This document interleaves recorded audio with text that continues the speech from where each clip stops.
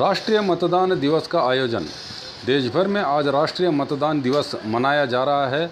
लोगों में मतदान के प्रति जागरूकता पैदा करने के लिए 10 साल पहले भारत के पूर्व प्रधानमंत्री डॉक्टर मनमोहन सिंह ने इसकी शुरुआत की थी। आज बीजापुर में भी कनगल हनुमंतराय हॉल में इसका आयोजन किया गया, जिसमें मतदान का महत्व, मतदान पट्टी में नाम दाखिल करना, मतदान के लिए प्रोत्साहन करना, प्रक्रिया में आने वाली समस्याओं को दूर करने जैसे महत्वपूर्ण विषयों पर बातें बताई गईं। इस मौके पर जिला अधिकारी, तहसीलदार, इलेक्शन अधिकारी, पुलिस अधिकारी, कई गण्य व्यक्ति और विभिन्न स्कूलों से आए बड़ी संख्या में विद्यार्थी इस कार्यक्रम में रहे मौजूद।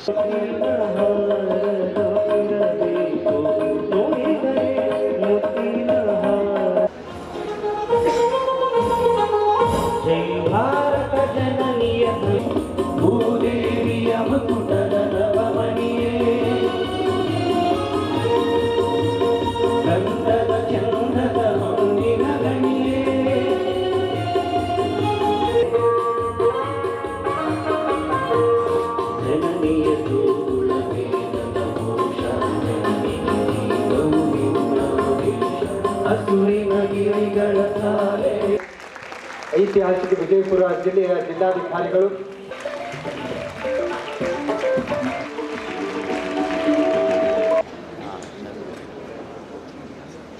ವೇದಿಕೆ ಮೇಲೆ ಉಪಸ್ಥಿತರಿರತಕ್ಕಂಥ ವಿವಿಧ ಸ್ತರದ ಅಧಿಕಾರಿ ವೃಂದವೇ, ವೇದಿಕೆ ಎದುರುಗಡೆ ಇರತಕ್ಕಂಥ ಎಲ್ಲ ಗಣ್ಯ ಮಹೋದಯರೇ, ವಿದ್ಯಾರ್ಥಿನಿಯರುಗಳೇ, ತಮಗೆಲ್ಲ ತಿಳಿದ ಹಾಗೆ ಇವತ್ತು ರಾಷ್ಟ್ರೀಯ ಮತದಾರರ ದಿನಾಚರಣೆಯನ್ನು ನಮ್ಮ ಜಿಲ್ಲೆಯಲ್ಲಿ ಅತ್ಯಂತ ವಿಜೃಂಭಣೆಯನ್ನು ಆಚರಣೆ ಮಾಡಲಾಗ್ತಾ ಇದೆ. ಈ ರಾಷ್ಟ್ರೀಯ ಮತದಾರರ ದಿನಾಚರಣೆ ಕುರಿತು ಮೊಟ್ಟ ಮೊದಲನೇದಾಗಿ ನಾನು ತಮ್ಮೆಲ್ಲರಿಗೂ ಕೂಡ ಶುಭಕಾಮನೆಗಳನ್ನು ಅರ್ಪಿಸ್ತೇನೆ. ವಿದ್ಯಾರ್ಥಿಗಳೇ, ತಮಗೆಲ್ಲ ತಿಳಿದ ಹಾಗೆ ಬ್ರಿಟಿಷರ ದಾಸ್ಯ ಶೃಂಖಲೆಯಿಂದ ವಿಮುಕ್ತಿ ಹೊಂದಿ ನಮ್ಮ ದೇಶಕ್ಕೆ 1947 ಆಗಸ್ಟ್ 15ರಂದು ಸ್ವಾತಂತ್ರ್ಯ ಸಿಕ್ತು. ಸ್ವಾತಂತ್ರ್ಯ ಸಿಕ್ಕಾದ ಮೇಲೆ 1950 ಜನವರಿ 25ರಂದು ನಮ್ಮ ಭಾರತೀಯ ಚುನಾವಣಾ ಆಯೋಗ ಸ್ಥಾಪಿಸಲ್ಪಟ್ಟು, ಮುಂದೆ ನಮ್ಮ ಮತದಾನದ ವಯಸ್ಸು ಅವಾಗ ಎಷ್ಟಿತ್ತು ಅಂತಂದರೆ 21 ವರ್ಷ ಇತ್ತು. 21 ವರ್ಷ ಇದ್ದಿದ್ದು ಅದು 18 ವರ್ಷಕ್ಕೆ 1998ರಲ್ಲಿ ಇಳಿಸಲಾಯಿತು. ಸಂವಿಧಾನಕ್ಕೆ 61ನೇ ತಿದ್ದುಪಡಿಯನ್ನು ತರೋದ್ರ ಮೂಲಕ ಈ ಬದಲಾವಣೆಯನ್ನು ಮಾಡಲಾಯಿತು. ಇದರಿಂದ ಬಹಳಷ್ಟು ಜನ ಯುವಕರು ನಿಮ್ಮ ಮತದಾನ ಪ್ರಕ್ರಿಯೆಯಲ್ಲಿ ಭಾಗವಹಿಸಲಿಕ್ಕೆ ಸಾಕಷ್ಟು ಅನುಕೂಲ ಆಯಿತು ಅಂತೇಳಿ ನೀವುಗಳೆಲ್ಲ ಪರಿಭಾವಿಸಬೇಕಾಗತ್ತೆ. ಹಾಗೆಯೇ ಇಲ್ಲಿ ಮಹತ್ವದ ಸಂಗತಿ ಏನು ಅಂತ ಹೇಳಿದರೆ, ಯಾಕೆ ಈ 1911ರಲ್ಲಿ ನಾವು ಈ ರಾಷ್ಟ್ರೀಯ ಮತದಾರರ ದಿನಾಚರಣೆಯನ್ನು ಮೊಟ್ಟ ಮೊದಲನೇದಾಗಿ ಪ್ರಾರಂಭ ಮಾಡಿದೆವು. 2011 ಜನವರಿ 25ರಂದು ರಾಷ್ಟ್ರೀಯ ಮತದಾರರ ದಿನಾಚರಣೆಯನ್ನು ಮೊಟ್ಟ ಮೊದಲನೇದಾಗಿ ನಾವು ಆಚರಿಸಲಿಕ್ಕೆ ಪ್ರಾರಂಭ ಮಾಡಿದೆವು. ಯಾಕೆ ಈ ದಿನಾಚರಣೆಯನ್ನು ಆಚರಿಸಲಾಗ್ತದೆ, ಇದರ ಉಚಿತ ಏನು, ಇದರ ರೆಲೆವೆನ್ಸ್ ಏನು, ಇದರ ಪ್ರಸ್ತುತತೆ ಏನಿದೆ ಅಂತೇಳಿ ಅಂದಾಗ ನಾವು ಅವಲೋಕಿಸಿದಾಗ ನಮಗೆ ಗೊತ್ತಾಗತ್ತೆ, ಅವ ಯುವಕರು ಮತದಾರರ ಪಟ್ಟಿಯಲ್ಲಿ ತಮ್ಮ ಹೆಸರನ್ನು ನೋಂದಾಯಿಸಿರಲಿಲ್ಲ. ಅದನ್ನು ಮನಗಂಡು ಆವಾಗಿನ ಪ್ರಧಾನಿಗಳಾದಂಥ ಮನಮೋಹನ್ ಸಿಂಗ್ರವರು ಅವಾಗ ಏನು ಮಾಡಿದ್ರು ಅಂತಂದರೆ, ಈ ರಾಷ್ಟ್ರೀಯ ಮತದಾರರ ದಿನಾಚರಣೆಯನ್ನು ಆಚರಿಸಲಿಕ್ಕೆ ಅದು ಹುಟ್ಟು ಹಾಕಿದ್ರು. ಅಲ್ಲಿಂದ ಏನಾಯಿತು ಅಂತೇಳಿದರೆ, ನಮ್ಮ ದೇಶದಲ್ಲಿ ಯುವಕರು ಈ ರಾಷ್ಟ್ರೀಯ ಚಳುವಳಿಯ ರೂಪದಲ್ಲಿ ಈ ಮತದಾನ ಪ್ರಕ್ರಿಯೆಯಲ್ಲಿ ಭಾಗವಹಿಸಲಿಕ್ಕೆ ಪ್ರಾರಂಭ ಮಾಡಿದ್ರು ಅಂತ ಹೇಳಬೇಕಾಗತ್ತೆ. ಇದು ನಾವು 10ನೇ ವರ್ಷಾಚರಣೆಯನ್ನು ಆಚರಿಸ್ತಾ ಇದ್ದೇವೆ. ಇದುವರೆಗೆ 9 ವರ್ಷಾಚರಣೆಗಳಾಗಿದ್ದಾವೆ. ಇಲ್ಲಿ ಮುಖ್ಯವಾದಂಥ ಅಂಶ ಏನು ಅಂತಂದರೆ, ಪ್ರತಿ ವರ್ಷವೂ ಸಹಿತ ಒಂದೊಂದು ಥೀಮನ್ನು ಇಟ್ಕೊಳ್ತಾರೆ. ಈ 2015ರ ಥೀಮ್ ಏನಿತ್ತು ಅಂತಂದರೆ, easy registration and easy correction, ಸುಲಭ ನೋಂದಣಿ ಮತ್ತು ಸುಲಭ ತಿದ್ದುಪಡಿ ಅಂತೇಳಿತ್ತು. 2016ರಲ್ಲಿ ಇನ್ಕ್ಲೂಸಿವ್ ಆ್ಯಂಡ್ ಕ್ವಾಲಿಟೇಟಿವ್ ಪಾರ್ಟಿಸಿಪೇಷನ್ ಅಂತನ್ನುವಂಥ ಥೀಮ್ ಇತ್ತು. 2017ರಲ್ಲಿ ಕೊಟ್ಟು ಪ್ರಚಂಡ ಬಹುಮತದಿಂದ ಆರಿಸಿ ತಂದರೆ ಅದಕ್ಕೊಂದು ಮತದ ಮೌಲ್ಯ ಎಷ್ಟು ಅನ್ನೋದನ್ನು ಇವತ್ತಿನ ದಿವಸ ನಾವು ಅರ್ಥ ಮಾಡಿಕೊಳ್ಬೇಕಾಗಿದೆ. ಅದಕ್ಕಾಗಿ ಮತದಾರರ ದಿನಾಚರಣೆಯನ್ನು ನಾವು ಅರ್ಥಪೂರ್ಣವಾಗಿ ಆಚರಣೆಯನ್ನು ಮಾಡ್ತಾ ಇದ್ದೇವೆ. ಪ್ರಜಾಪ್ರಭುತ್ವದಲ್ಲಿ ದೃಢ ವಿಶ್ವಾಸವುಳ್ಳ ಭಾರತದ ಪೌರರಾದ ನಾವು ನಮ್ಮ ದೇಶದ ಪ್ರಜಾಸತ್ತಾತ್ಮಕ ಸಂಪ್ರದಾಯಗಳು ನ್ಯಾಯಸಮ್ಮತ ಮತ್ತು ಶಾಂತಿಯುತ ಚುನಾವಣೆಗಳ ಘನತೆಯನ್ನು ಎತ್ತಿ ಹಿಡಿಯುತ್ತೇವೆಂದು ಚುನಾವಣೆಯಲ್ಲಿ ನಿರ್ಭೀತರಾಗಿ ಮತ್ತು ಧರ್ಮ, ಜನಾಂಗ, ಜಾತಿ, ಮತ, ಭಾಷೆ ಅಥವಾ ಎಂದು ಈ ಮೂಲಕ ಪ್ರತಿಜ್ಞೆ ಸ್ವೀಕರಿಸುತ್ತೇವೆ. ಧನ್ಯವಾದ. ಈ ಮತದಾರರ ಜಾಗೃತಿ ಶುರುವಾಯಿತು ಎನ್ನುವುದರ ಬಗ್ಗೆ ವಿವರವಾಗಿ ಹೇಳಿದ್ದಾರೆ. ಯಾಕೆ ಮತದಾನವನ್ನು ಮಾಡಬೇಕು ಅಂತ ಸಹ ಹೇಳಿದ್ದಾರೆ. ನಮ್ಮ ಭಾರತ ದೇಶ ಬಹುದೊಡ್ಡ ದೇಶ, ಬಹಳ ವಿಶೇಷವಾದ ಭಾಷೆಗಳು ಮತ್ತು ಬೇರೆ ಬೇರೆ ಯುನಿಟಿ ಇನ್ ಡೈವರ್ಸಿಟಿಯನ್ನು ಹೊಂದಿದೆ. ಆದರೆ ನಾವು ನಮ್ಮ ಭಾರತ ದೇಶಕ್ಕೆ ಒಂದು ಸಂವಿಧಾನವನ್ನು ಮಾಡಿಕೊಂಡಿದ್ದೇವೆ. ನಾವು ಸಂವಿಧಾನವನ್ನು ಯಾರು ಮಾಡಿಕೊಂಡಿದ್ದಾರೆ ಅಂತಂದರೆ ನಾವೇ ನಮಗಾಗಿ ಮಾಡಿಕೊಂಡಿದ್ದೇವೆ. ಸರ್ಕಾರ ಹೇಗೆ ರಚಿಸುವುದು ಅಂತಂದರೆ ಪ್ರಜೆಗಳಿಂದಲೇ ಪ್ರಜೆಗಳಿಗೋಸ್ಕರವಾಗಿ ಸರ್ಕಾರವನ್ನು ರಚಿಸಿಕೊಳ್ಳುವ ಹಕ್ಕನ್ನು ಸಂವಿಧಾನದ ಅಡಿಯಲ್ಲಿ ನಮಗೆ ಕೊಟ್ಟಿದ್ದಾರೆ. We the people of India, ನಿಮ್ಮ preamble of the constitution start ಆಗೋದು ನೀವೆಲ್ಲ ತಿಳಿದಂಗೆ, we the people of India having solemnly resolved to constitute India into a sovereign, secular, democratic republic and democratic. ನಾವೇ ನಮಗಾಗಿ ಎಲ್ಲ ಪ್ರತಿಜ್ಞೆಯನ್ನು ಮಾಡಿಕೊಂಡಿದ್ದೇವೆ. ಹೇಗೆ ಓತಿನ ಬಗ್ಗೆ ನಾವು ಮತದ ಬಗ್ಗೆ ಪ್ರತಿಜ್ಞೆಯನ್ನು ಸ್ವೀಕರಿಸಿದರೆ ಹಾಗೆ ಎಲ್ಲ ಜನರು ಸೇರಿ ಒಂದು ಪ್ರತಿಜ್ಞೆಯನ್ನು ಕೈಕೊಂಡು ನಮಗೆ ನಮ್ಮ ಸಂವಿಧಾನವನ್ನು ಒಪ್ಪಿಕೊಂಡು ಮಾಡಿದ್ದೇವೆ.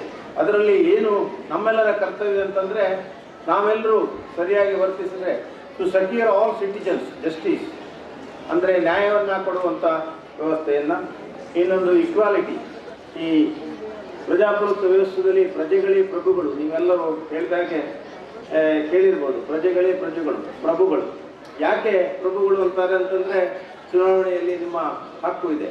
ಆದರೆ ಬಹಳಷ್ಟು ಜನ ಆ ದಿನ ನಮಗೆ ರಜೆ ಇದೆ, ನಾವು ಬೇರೆ ಕಡೆ ಹೋಗಿ ಅದನ್ನು ಕಾಲೇ ಕಳೆಯುವುದು, ನಮ್ಮ ಒಂದು ಮತದಿಂದ ಏನಾಗ್ತದೆ ಎನ್ನುವುದು, ಒಂದು ಮತದಿಂದ ಬೇರೆ ಯಾರೋ ಒಬ್ಬರು ನಮ್ಮ ಹಕ್ಕನ್ನೇ ಹಾಗಾಗಿ ನೀವು ಎಲ್ಲರೂ ಮತದಾನ, ಇಷ್ಟೊಂದು ನಮ್ಮ ದೇಶದಲ್ಲಿ ಸ್ವಲ್ಪ ವಿದ್ಯಾವಂತರು ಇದ್ದಾರೆ, ಈಗ ವಿದ್ಯಾವಂತಿಕೆಯಿಂದ ಮುಂದುವರಿತಾ ಇದ್ದಾರೆ.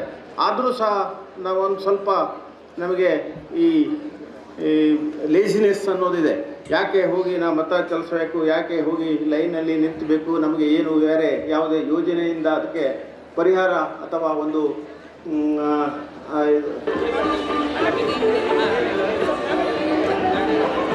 ನಿಮಿಷಾ ಆಚಾರ್ಯ ಅವರು ಕೂಡ ವೇದಿಕೆಯಲ್ಲಿದ್ದಾರೆ. ಗೌರವಕ್ಕೆ ಒಳಪಡೋಣ ಅಂತಕ್ಕಂಥ ಒಂದು ದೃಢ ನಿರ್ಧಾರವನ್ನು ಮಾಡಬೇಕು ಅಂತ ನಾನು ಗೌರವ ಸಮರ್ಪಣೆಯನ್ನು ಮಾಡ್ತಾ ಇದ್ದೇವೆ.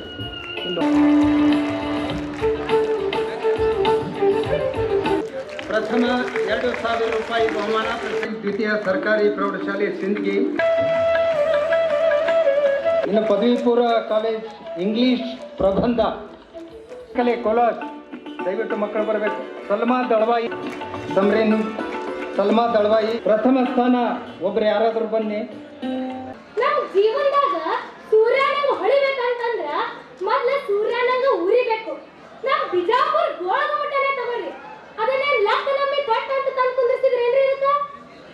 ಇಲ್ಲ, ಅದಕ್ಕೆ ಸಾವಿರಾರು ಶಿಲ್ಪಿಗಳು ಕಟ್ಟದ ಒಂದು ಸಲ ಹೋಗಿದ್ರ 7 ಸಲ ಕೆಲಸ ಮಾಡ್ಯಾರ. ಇವತ್ತು ಟ್ರಾಫಿಕ್ ತಗೊಳ್ಳೋದು, ನಮ್ಮ ಬಿಜಾಪುರ ಟ್ರಾಫಿಕ್ದಾಗ ಹೆಜ್ಜೆಗೂ ಸಿಗ್ನಲ್ ಸಿಕ್ಕಂಗ ನಮ್ಮ ಜೀವನದಾಗ ಹೆಜ್ಜೆಗೂ ಕಷ್ಟ ಜಂಪ್ ಮಾಡಕ್ಕಾಗಲ್ಲ. ಅವನು ಫೇಸ್ ಮಾಡ್ಬೇಕು. ಯಾಕಂದ್ರೆ ನಾವು ಹಾಡ್ದ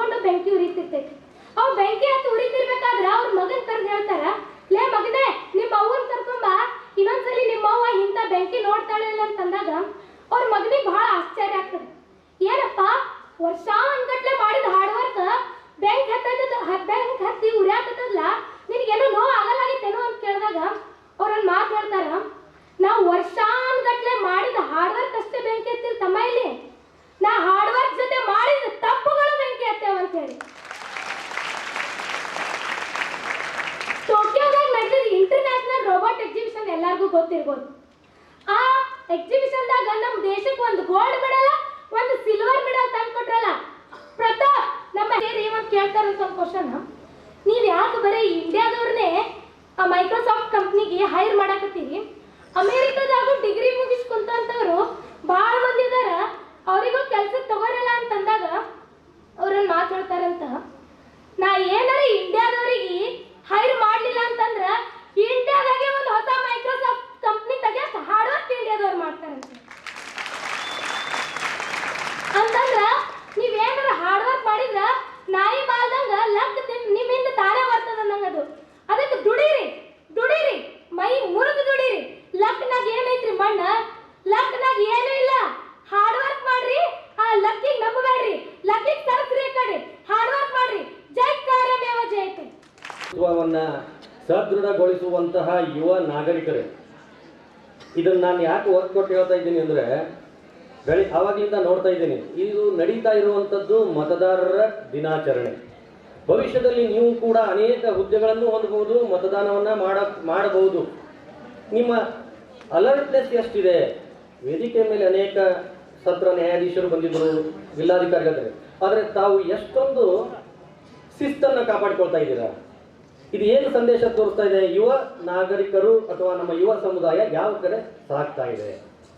ಅದಕ್ಕೆ ದಯವಿಟ್ಟು ಸಾಹೇಬರು ನಿಮ್ಮ ಉಪನ್ಯಾಸ ಬೇಡ, ಹುಡುಗರು ಇದು ಮಾಡ್ತಾರೆ ಬಿಟ್ಟೆ ಬಿಡು ಅನ್ನುವಂಥ ಮಾತನ್ನು ಹೇಳಿದ್ರು. ಆದರೂ ಒಂದು ವಿಷಯನ್ನ ಹೇಳಿ, ಸ್ವಲ್ಪ ಪ್ರಜಾಪ್ರಭುತ್ವದ ಒಂದೆರಡು ಮಾತನ್ನು ನಾನು ಹೇಳಿ ಸಾಹೇಬರಲ್ಲಿ ಸ್ವಲ್ಪ ಅನುಮತಿಯನ್ನು ಕೊಡ್ತಾ ಇದ್ದಾರೆ. ಪ್ರಜಾಪ್ರಭುತ್ವ ಗೊತ್ತು, ಪ್ರತಿ ಸ್ವಾತಂತ್ರ್ಯೋತ್ಸವ ಬಂತು, ಸ್ವತಂತ್ರ ಆಯಿತು, ಪ್ರಜಾಪ್ರಭುತ್ವ ನಮ್ಮ ಭಾರತ ಅಳವಡಿಸ್ಕೊಂಡು ಅಂತ ನಾವೆಲ್ಲ ಮಾತಾಡ್ತಾ ಇರ್ತೀವಿ. ಪ್ರಜಾಪ್ರಭುತ್ವ ಅಂದ ತಕ್ಷಣ ನಮಗೆ ಫಸ್ಟ್ ನಾವು ಕಲಿಯುವಾಗಿನಿಂದ ಹಿಡಿದು ಈಗಾದರೂ ಕೂಡ ಒಬ್ಬ ವ್ಯಾಖ್ಯೆ ನಮಗೆ ಬರ್ತದೆ.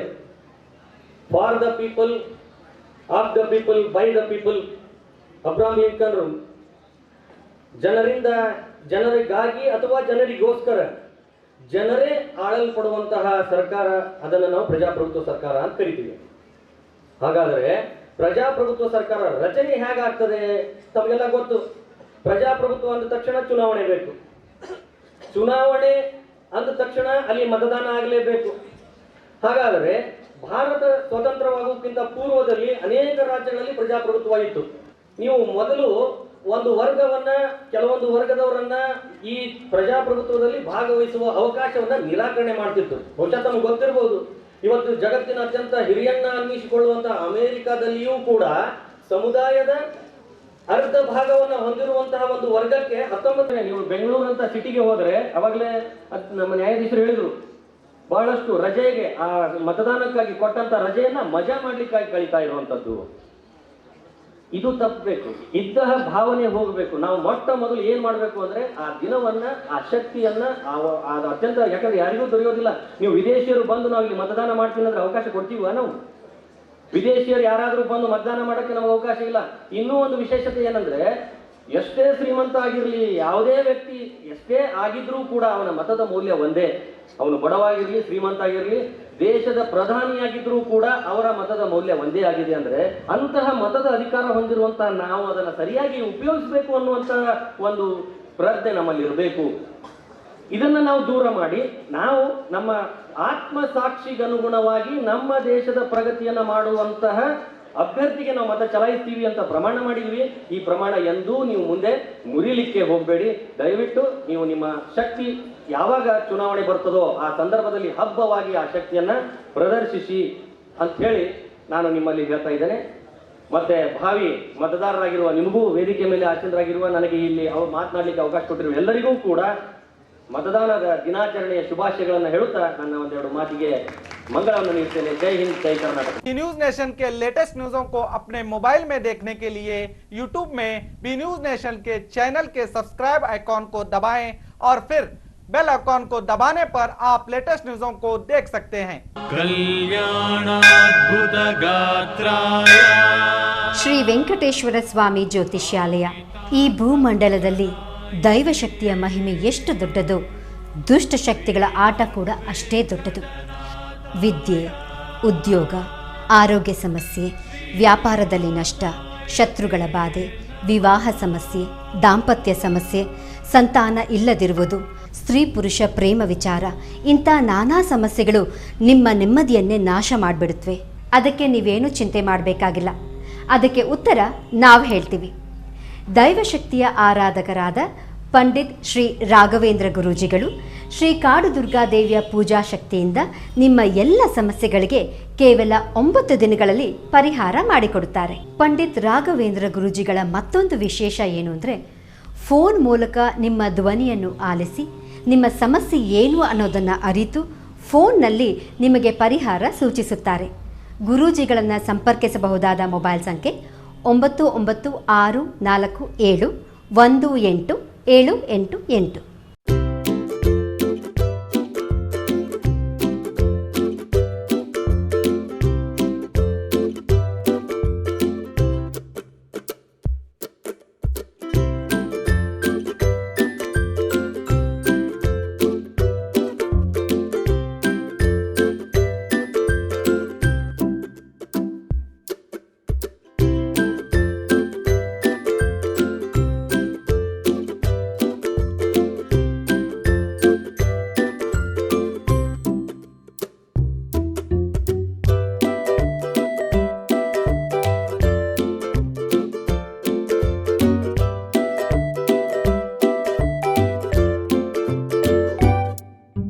ಉಚಿತ ಭವಿಷ್ಯ, ಶಾಶ್ವತ ಪರಿಹಾರ. ಪರಿಹಾರದಲ್ಲಿ ಚಾಲೆಂಜ್. ಫೋನಿನ ಮೂಲಕ ಭವಿಷ್ಯವನ್ನು ತಿಳಿಸುತ್ತಾರೆ. ಶ್ರೀ ಕೊಲ್ಲೂರು ಮೂಕಾಂಬಿಕಾ ದೇವಿ ಜ್ಯೋತಿಷ್ಯ ಕೇಂದ್ರ, ಪಂಡಿತ್ ಶ್ರೀ ಮಹೇಶ್ ಭಟ್. ವ್ಯಾಪಾರದಲ್ಲಿ ನಷ್ಟ, ಸಂಸಾರದಲ್ಲಿ ಇಲ್ಲದ ನೆಮ್ಮದಿ, ಸತಿಪತಿ ಕಲಹ, ಇಂಥ ಎಷ್ಟೋ ಸಮಸ್ಯೆಗಳನ್ನು ನೀವು ಕೇಳೇ ಇರ್ತೀರ. ಹಾಗೆ ಶಾಲಾ ಕಾಲೇಜು ಮಕ್ಕಳ ಓದಿನ ಸಮಸ್ಯೆಗೂ ಕೂಡ ಇಲ್ಲಿ ಪರಿಹಾರ ಇದೆ. ಹಾಗೆ ಯಾರ ಹತ್ರನೂ ಹೇಳ್ಕೊಳಕ್ಕಾಗದೇ ಇರುವಂತಹ ಹೆಣ್ಣು ಮಕ್ಕಳ ಸಮಸ್ಯೆ ಇರಬಹುದು, ಮಹಿಳೆಯರನ್ನು ಕಾಡುವಂತಹ ಸಂತಾನ ಸಮಸ್ಯೆ ಇರಬಹುದು. ಇವೆಲ್ಲದಕ್ಕೂ ಇಲ್ಲಿ ಶಾಶ್ವತವಾದ ಪರಿಹಾರ ಇದೆ. ಹೀಗೆ ಹಲವು ಸಮಸ್ಯೆಗಳು ನಿಮ್ಮನ್ನು ಕಾಡ್ತಾ ಇದ್ರೆ ಇಲ್ಲಿ ನಿಮ್ಮ ಹೆಸರು ಮತ್ತು ಪರಿಚಯವನ್ನು ಗೌಪ್ಯವಾಗಿ ಇಡಲಾಗುತ್ತದೆ. ನಿಮ್ಮ ಎಲ್ಲ ಸಮಸ್ಯೆಗಳಿಗೂ ಕೇರಳೀಯ ಪುರಾತನ ಬ್ರಹ್ಮವಿದ್ಯೆಯಿಂದ ಕೇವಲ 5 ದಿನದಲ್ಲಿ 100% ಪರಿಹಾರ ಇವರಲ್ಲಿ ಶತಸಿದ್ಧ. ಹಾಗೆ ವಿದೇಶ ಪ್ರಯಾಣ, ಸ್ತ್ರೀ ಪುರುಷ ಪ್ರೇಮ ವಿಚಾರ, ಮದುವೆ, ಸಂತಾನ, ಸತಿಪತಿ ಕಲಹ, ದಾಯಾದಿ ಕಲಹ, ಸಾಲಬಾಧೆ, ಕೋರ್ಟ್ ಕೇಸ್, ಶತ್ರುಬಾಧೆ, ಮಾಟ ಮಂತ್ರ, ದುಷ್ಟಶಕ್ತಿ ಕಾಟ, ಮನಃಶಾಂತಿ ಕೊರತೆ, ಮಾನಸಿಕ ಒತ್ತಡ, ಹೀಗೆ ಹಲವು ಸಮಸ್ಯೆಗಳು ನಿಮ್ಮನ್ನು ಕಾಡ್ತಾ ಇದ್ರೆ ನೀವು ಎಷ್ಟೋ ಜ್ಯೋತಿಷ್ಯರನ್ನು ಕೇಳಿ ಹಣ, ನೆಮ್ಮದಿ, ವಿಶ್ವಾಸನ ಕಳ್ಕೊಂಡಿರ್ತೀರಿ. ನಿಮ್ಮ ವಿಶ್ವಾಸ ಇಮ್ಮಡಿಯಾಗುತ್ತೆ, ನೆಮ್ಮದಿ ಮತ್ತೆ ವಾಪಸ್ ಸಿಗುತ್ತೆ. ಒಂದು ಫೋನ್ ಕರೆಯ ಮೂಲಕ ನಿಮ್ಮ ಭವಿಷ್ಯವನ್ನ ನೀವೇ ಬದಲಾಯಿಸಿಕೊಳ್ಳಿ. ಕರೆ ಮಾಡಿ ನಿಮ್ಮ ಸಂದರ್ಶನದ ವೇಳೆಯನ್ನ ನಿಗದಿ ಮಾಡಿಕೊಳ್ಳಿ. ಉಚಿತ ಭವಿಷ್ಯ, ಶಾಶ್ವತ ಪರಿಹಾರ. ಫೋನಿನ ಮೂಲಕ ಭವಿಷ್ಯವನ್ನು ತಿಳಿಸುತ್ತಾರೆ. Mobile number 9535306661.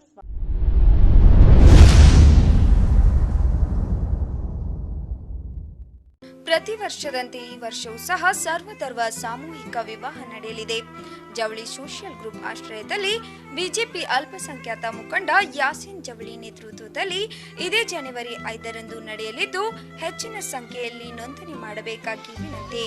ನೋಂದಣಿಗಾಗಿ ಸಂಪರ್ಕಿಸಿ ಇಬ್ರಾಹಿಂ ಜವಳಿ 9036393957, ಅಸ್ಲಂ ಸೈಯದ್ ಅಮೀನ್ 8970333944.